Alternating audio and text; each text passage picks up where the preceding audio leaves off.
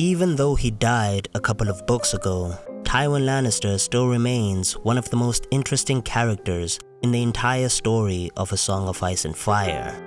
There are many book fans that think that Tywin is incredibly fascinating, because even though he's a terrible person who can be cold and cruel towards his children, he is also one of the most effective rulers that Westeros has ever had. Through his strong leadership, Tywin wins the War of the Five Kings, and he crushes all of Joffrey's enemies in the field of battle. He forges strong alliances with the great houses of the realm, and he secures the royal authority of the Lannisters. And it is through these alliances and diplomatic relations that Tywin is able to unite the realm in a way that it never has been before. The Seven Kingdoms are seven kingdoms in truth, united under the strong leadership of Tywin Lannister. His accomplishments are exactly why many book fans admire and respect him. But why and how was Tywin able to accomplish these feats? And why exactly do these feats make people love his character so much?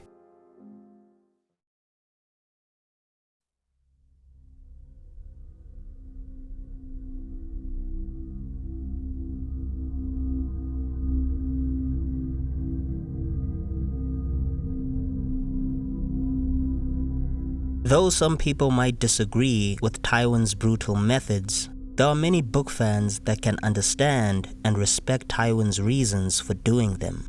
This is because most of the time, Tywin is actually acting from the standpoint of wanting to protect his family. It's the only reason why he is so cold and determined in his approach. His brother, Kevin, explains this to Tyrion when he tells him about how Tywin has always needed to be strong and hard in order to protect the family and restore their name to its proper place. He tells Tyrion that this attitude comes from Tywin having had observed his father and how he was treated. Tywin's father, Tytos, was a weak and amiable man who nearly destroyed their house by being passive and a people-pleaser. His vassal lords constantly took advantage of him and borrowed money from him with no intention of paying it back. They laughed in his face when he tried to recollect it, and even his bedwench didn't fear his reprimand, stealing from him constantly without fear of any consequences. In fact, none of Lord Tytos' subjects feared him nor respected him, and many of them mocked him openly in court. His inability to deal with their disrespect was the reason that people called him the Toothless Lion. He was weak and ineffective and nearly destroyed the Lannisters' reputation, a death sentence in a political society where reputation matters so much. Therefore, when Tywin Lannister came of age, he aimed to change this predicament and restore House Lannister to its proper place. He ordered every house that owed House Lannister money to pay it back immediately. And when Houses Reyne and Tarbeck refused to follow his orders, he intended to make an example of them. He first rallied his father's armies to his cause, and then he marched on the field of battle to deal with the Tarbecks. The Tarbeck army didn't stand a chance. They lost the battle, and thereafter, Tywin executed the Tarbeck heirs that were found in the field. After that, he marched his army on Tarbeck Hall and ordered for trebuchets to shoot rocks against the castle walls. The castle collapsed and Lady Ellen died inside, and still, afterwards, Tywin ordered for what remained of the castle to be burned. The Tarbecks were all gone in a single day. But Tywin Lannister wasn't yet done making an example out of defiant lords. Next, he marched his army towards Castamere, and when he arrived, he received word that the Reynes were hiding beneath their castle walls.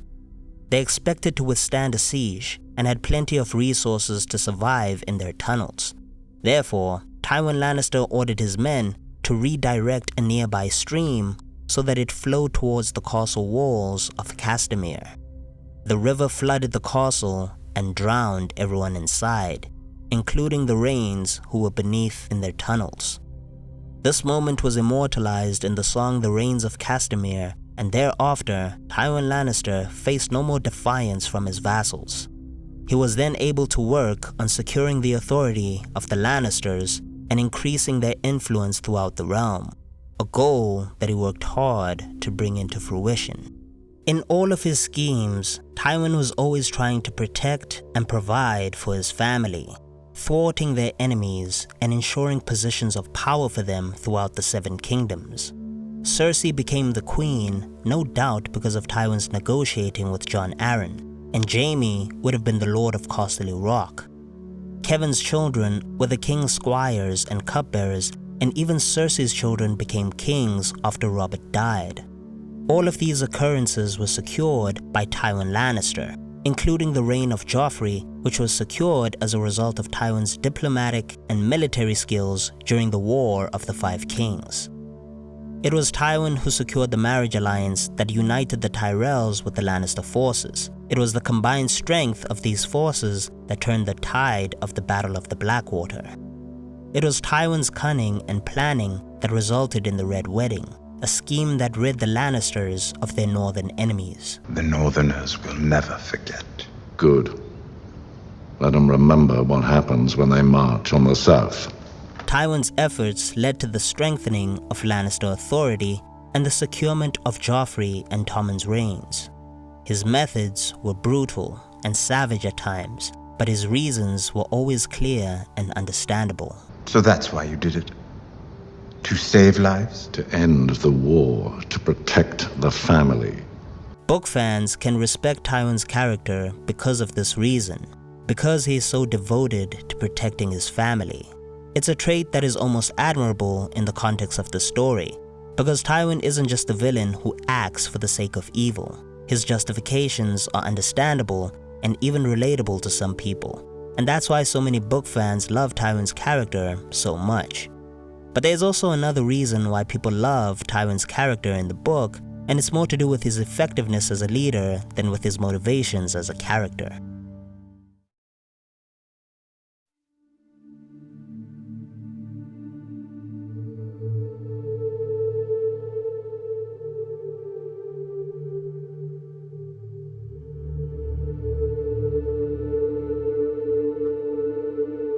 Tywin Lannister ruled the Seven Kingdoms with an iron fist, but that doesn't mean that he was incapable of being diplomatic and judicious. In fact, his ability to properly negotiate and make sound alliances is perhaps one of the reasons why Tywin Lannister was so successful at ruling. Though he was strong and hard, especially in matters related to advancing his family's interests, he was still able to be fair and reasonable as it pertained to the interests of others, and this made him very respected by his contemporaries and vassals. For example, his marriage alliance with the Tyrells was obviously to his benefit. It strengthened the power of the Lannisters and potentially secured the longevity of their dynasty.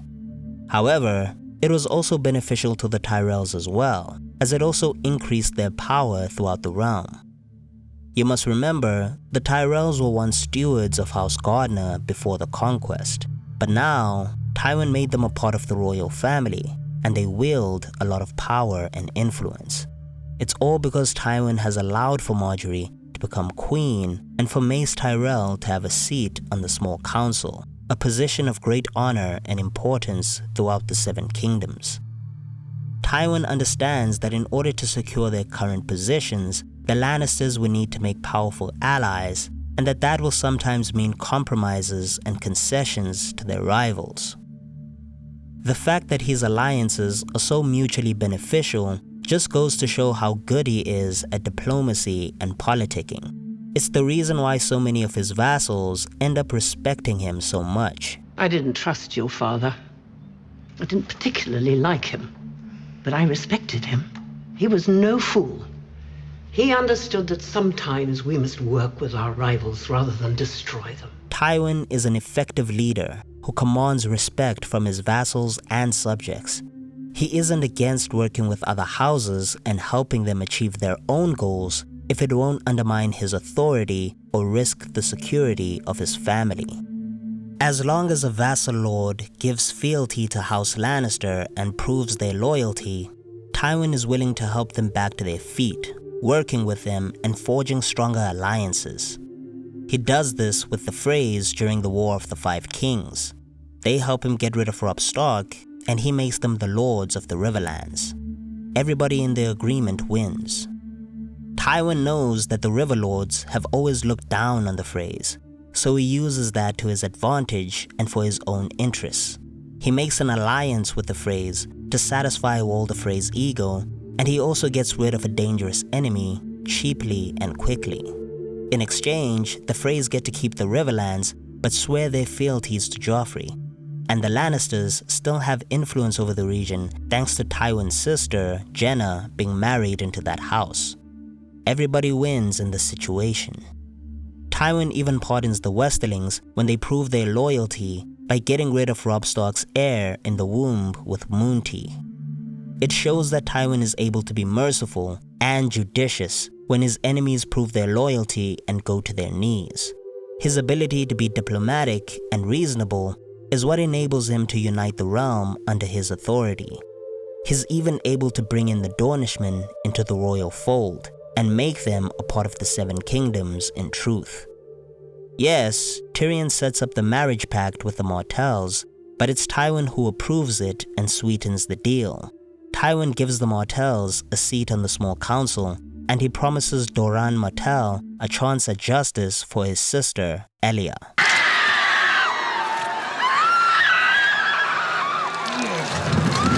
This does make Dorne a part of the royal household, and it unites the Seven Kingdoms in truth, something that the Targaryens were never truly able to do. The Targaryens called themselves the kings of the Seven Kingdoms, but Dorne always remained a defiant and independent kingdom. The only Targaryen that came close to uniting with Dorne was King Daeron II, and yet still he struggled to maintain the peace between Dorne and the rest of the great houses. Tywin, on the other hand, truly is the only leader that's been able to unite the Seven Kingdoms and still managed to maintain the peace after everyone came together. Until he died, that is. It's through his strong leadership and political cunning that he manages to accomplish this. And it's because of this leadership that many book fans respect and admire him. Tywin Lannister is an interesting character because even though he can be brutal and ruthless towards his enemies, he is still able to be fair and respectful towards those that go to their knees and acknowledge the authority of his house. He is able to be diplomatic and wise in political situations, making strong alliances with powerful allies and spreading Lannister influence wherever he can. His ability to be fair and reasonable enables him to cement Lannister power and even garner the respect of his contemporaries. They recognize him for a strong and effective leader, a capable man that is worthy of respect. Some even refer to Tywin as the king with no crown, because they believe that he was regal in all the ways that a king should be, even though he never actually wore a crown himself. He was more effective than most kings before his time, and many book fans can admire that about his character. Tywin is an effective leader, brutal enough to quell his enemies, but diplomatic enough to fix his allies by his side. He dedicated his life to protecting his family and making sure that they occupied a position of power in the world. It's a mission he was totally committed to, and many book fans can respect that about the character. The house that puts family first will always defeat the house that puts the whims and wishes of its sons and daughters first. A good man does everything in his power to better his family's position, regardless of his own selfish desires. These are some of the reasons why I believe that book fans love Tywin's character and that they enjoyed reading about him and seeing him on the screen. But why do you think that people love Tywin's character? Let me know down below in the comments section, and if you liked this video, click the thumbs up and subscribe for future content. Thank you for watching this video. Peace.